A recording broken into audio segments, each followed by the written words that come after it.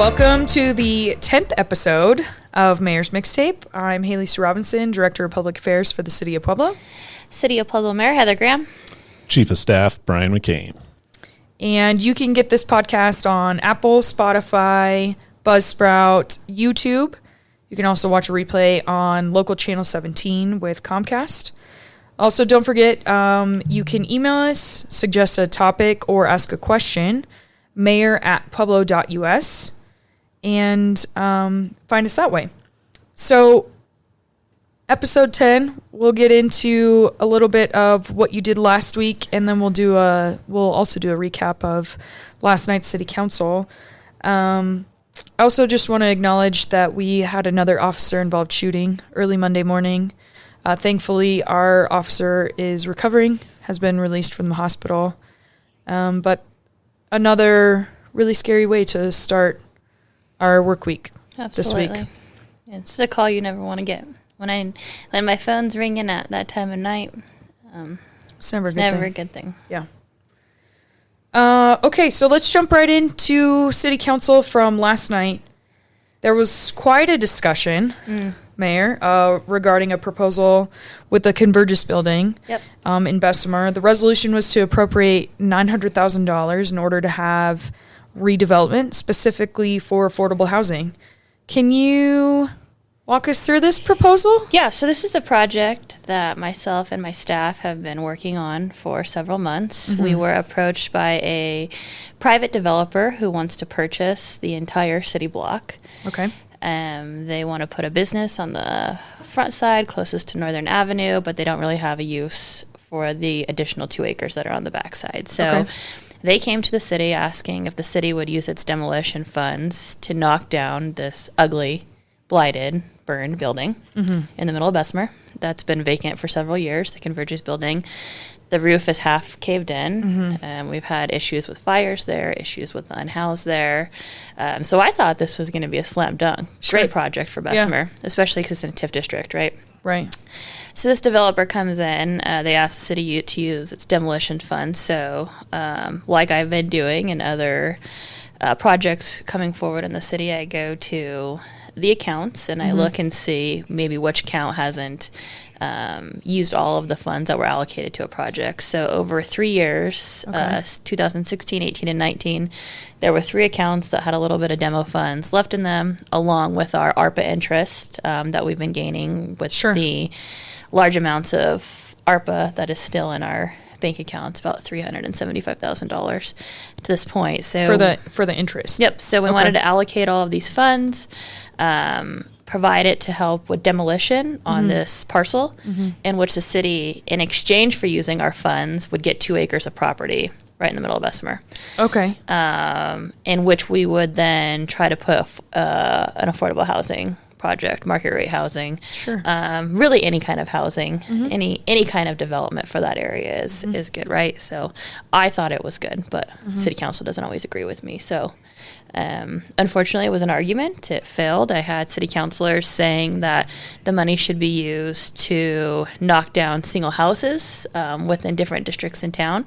The city of Pueblo has other funding sources, CDBG money, that we receive every year in order to do those projects, in which we are actively doing. So we have 4 houses that are going to come down soon. It's a quite lengthy process when it comes to the condemnation of acquiring these properties, acquiring the liens on the properties, and if it has asbestos, we have to get an open air permit from the state. So it's a long process. Right. So it's not that we're not doing it; it takes time to do it. So along the lines of the city council, not approving it, it's unfortunate. This was a great project for Bessemer. That district, we continuously hear Councilor Gomez, we continuously hear Councilor Latino talk about their districts and how they need some love. So this was the mayor bringing some love to Councilor Gomez's district. Unfortunately, the rest of the city council didn't see it that way. So we're going to try to put another proposal together and bring it to city council, because I think that this is a great project. And the reason why this project works is because it's a public-private investment into the community. Yeah. Absolutely. You have city funds, city demo funds, cities acquiring property. You have a new business that'll be going in, which is going to generate TIF revenue which will help with public improvements and infrastructure into the Bessemer area. I don't know what else anybody could ask for with that specific piece of property. That area, that intersection, is a very high crime rate intersection. We have one of our... We have lots of calls for service there. Yep, real-time crime center trailers deployed on that intersection because of the drive-by shootings, because of the crime incidents that we have at the park. And so what better way to try to eliminate some of this blight, some of this crime, other than to put new businesses and new developments in the heart of Bessemer. So I'm really disappointed in the city council that this project has failed, but we're going to bring it back and we're going to keep pushing forward because that's what we do. It's also a really good location because it's right on a transit line. Absolutely. So one of the reorganizations that we had last year with public transit is right there through Northern and Mesa, which is just adjacent to that property. Yeah. There's a bus stop right on that property. So if you're talking affordable housing or any type of housing at all, really good access, and it's right in that Northern Avenue corridor that's so frequently traveled. It seems like there still could be a path forward. Yeah, well, we're going to keep pushing it. We know there's a path forward. City council needs to educate themselves on the way that these processes work. This is not the first time that the city has used a large lump sum of demo funds to demo a property this size. City council voted 2 years ago to use $800,000 to demo the Albany building. If you remember, that's right up by Vidmar Motor Company and Connect School, right on that corner. So this isn't new to the city. This isn't new to the way that we operate. What is new is we have a developer coming to the city to ask for a private public partnership who's ready to go. So that's new, and that's something that we need to do, and these are things that we need to work on. So bring it back to city council, and hopefully they have a new look at it, maybe ask some questions, get things figured out. So okay, great. Additionally, I think another surprise tonight, or from last night, was the much anticipated ordinance with the sit-lie ordinance that failed 5-2. Ultimately, President Aliff gave our deputy city attorney, Harley Gifford, some direction to work with Counselor Latino about it. But a little bit surprising that failed last night. Yeah, totally. So this ordinance was actually my ordinance. Right. That I drafted in 2022 to bring forward to City Council. It was for the downtown district. It failed 4-3 when I brought it forward. Right. This is something that Councilor Latino is passionate about. The downtown area is part of his district. We heard from City Council about 6 weeks ago that they wanted to see it expanded into other business districts. So I'm not sure why they failed it, even though that's because what they asked for. this one was more inclusive. It included some of Elizabeth, Highway 50 corridor. There were the areas that we see this happening a lot. Right. So hopefully they can bring it back to City Council and get it passed. I think it's important to have these kinds of rules in our business districts, especially with what we're seeing in our business districts. We know that this was really supported by the downtown and the businesses down here. So, yeah, I'm not sure what happened with that. But I guess just a little bit surprising. And maybe after the confusion settles, they'll bring it back, and maybe we'll see it passed at that point. Sure. Okay, jumping into some legislation. I know last week we talked state budget and what we could anticipate there, but Governor Polis did actually sign that, and we saw $1.2 billion in cuts to the state budget. We won't go into all of those details, but how about any update regarding 1147? It's on the governor's desk right now, so being that it's so close to the end of the session, he will have 30 days to veto it. Okay. One important factor in that is that after the session ends, there's not a chance for the bill to come back and they could override the veto. So you're hearing this about I believe it's the Cora bill, where the legislature is saying there's a possibility to overturn the veto. When you get towards the end of the session, he has the 30 days. So when the session's out, they can't come back and override that veto unless they get a special session on that, and that takes a whole lot of jumping through hoops. So we're anxiously awaiting to see what the governor is going to do as the bill sits on his desk, and he has 30 days from last Wednesday to either sign it or veto it.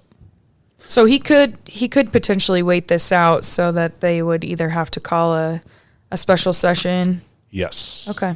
That's and I don't know what he's doing. I don't know why it's going this way, but I found it was interesting that they laid this bill over till it hit that time frame to put him out of that. So politically thinking, it could be a tactic to veto it and then they can't override it, or maybe he'll sign it. I don't know.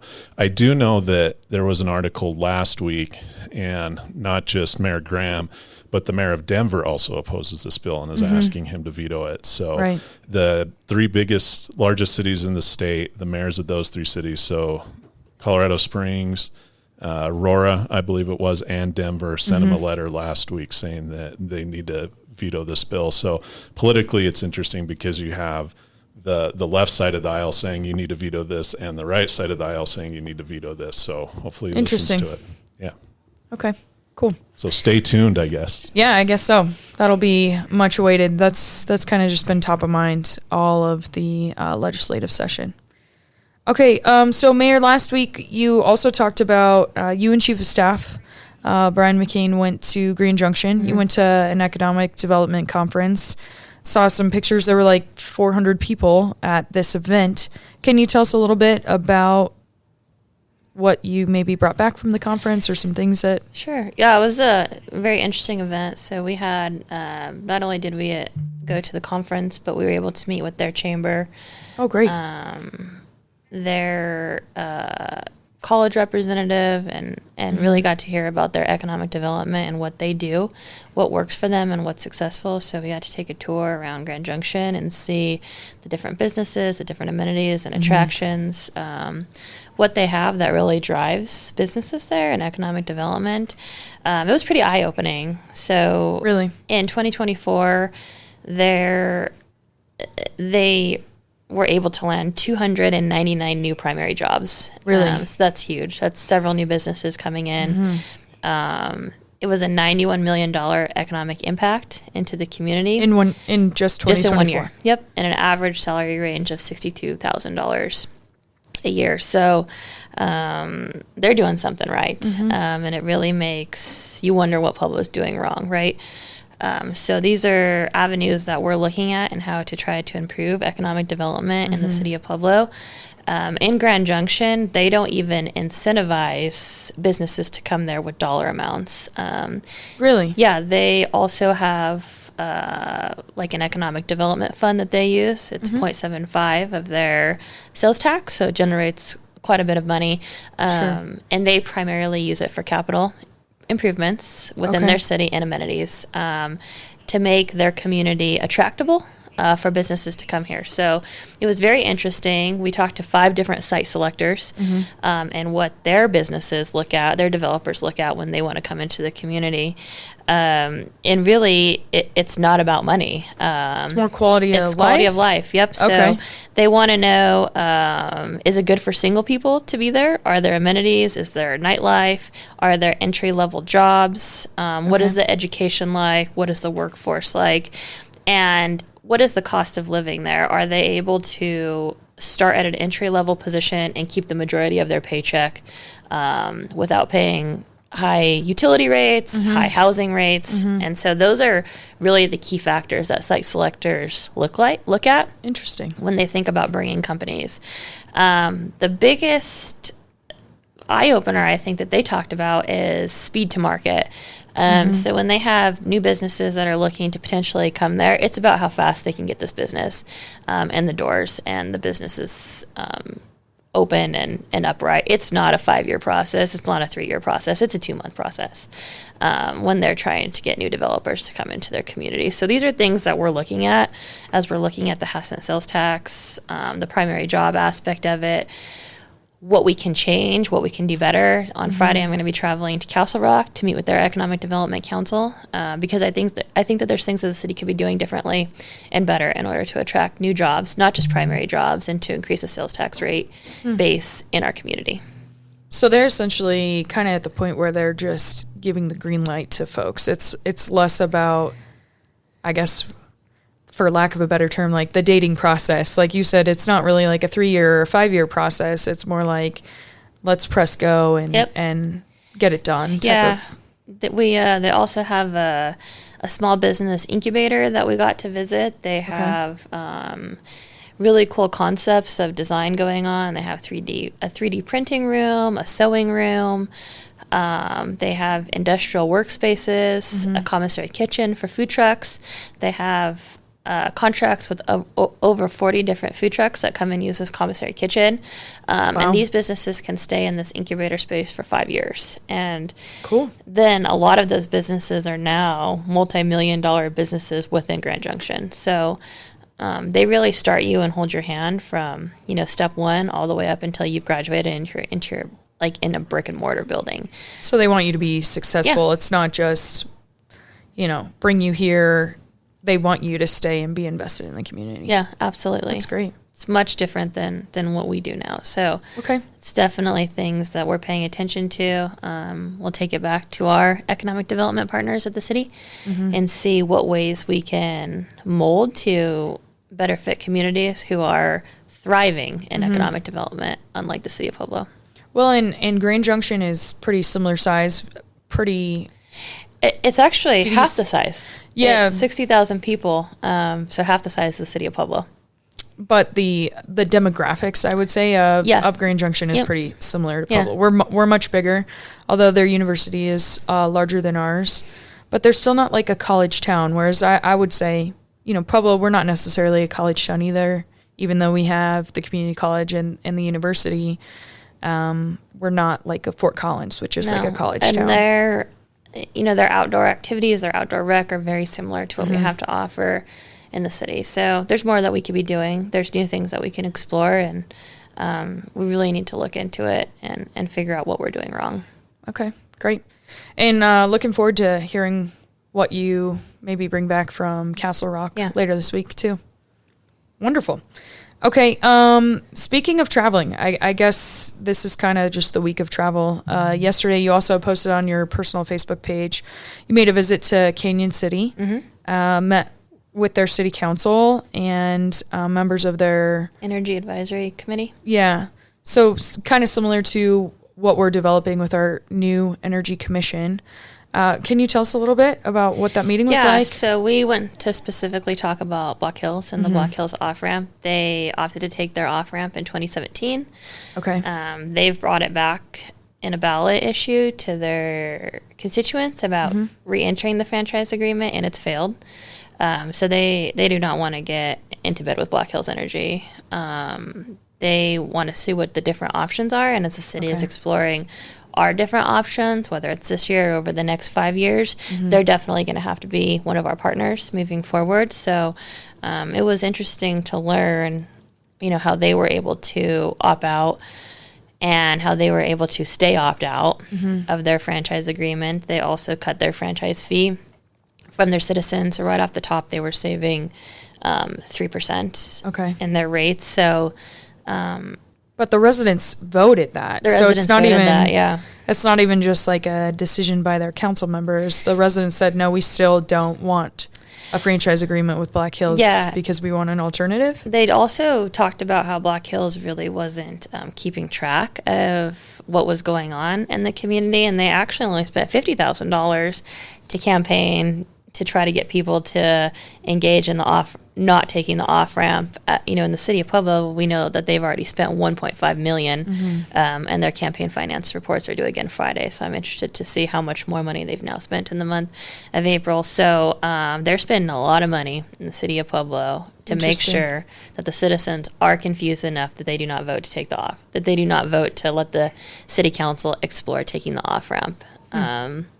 And they were successful, and so I'm curious to see how the May 6th election is going to go. We're a week away. We're a week away. We've been doing the best that we can, and in the capacity that we have to go out and speak to the community and educate the community. But ultimately, it will come up to the city council on how they decide, and if they want to take the off ramp come August. Sure. So we'll we'll hear from the residents in a week. Yeah.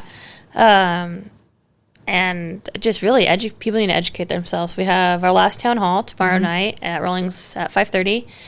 So if anybody still has questions, please come and talk to me, and I'll help you fill in the areas that you don't quite understand, and we'll make sure people are educated for next week. Yeah, I know both you and President Aliff pretty vocal last night about coming to the last town hall and turning in your ballots. I think regardless of how folks choose to vote, we want to see people turn in their ballots. Yep. Yeah. Okay. And Councilor Latino was very passionate about it last night. If you go back and watch the, I would say so. Yeah, that's one of his more heated commentaries that maybe we've seen from Councilor Latino, but wanted to make sure that people knew exactly how he felt. Okay, so tomorrow's your last personal town hall. We want folks to get their ballots in next Tuesday by 7 p.m. And that's also the day, or this week, sometime this week is the day that recall petitions are due back in the city. So I'm anxiously waiting to see if you're going to get 6,200 people who don't want me to be the mayor anymore. 6,281. 6,281. To be precise. Yeah. Okay, so lots of results coming in. Lots of results coming in the next week. So. Okay. So next week's podcast should be pretty juicy, I would say. Don't you think? Great. Okay. Well, with that, then I think we'll wrap for the day. Don't forget, you can email us with topics, questions, mayor@pueblo.us. You can find us on Apple, Spotify, YouTube, Buzzsprout, wherever you get your podcasts. And also check us out on local Channel 17. Anything else you want to add, Mayor? I don't think so. The Riverwalk, the boats are opening this weekend. Oh, yeah, because it's the first week of May. First weekend in May, so that's exciting. So if you're looking for something to do, absolutely, come to check out the progress on the boathouse and get a boat ride or paddle duck or whatever they're called out there. That's always fun. The little pedal boats with the ducks. Those are cute. Yeah, spring is in the air. You can see our Parks and Rec department actively working. Oh, they're working so hard. Streetscapes, getting the lawns ready for the city before it's 100 degrees and everything burns up. The golf courses look good too. Golf course is nice and green. So this is like my favorite time of year. Great. Yeah. Okay. Then we'll see you next week. Okay. Thank you.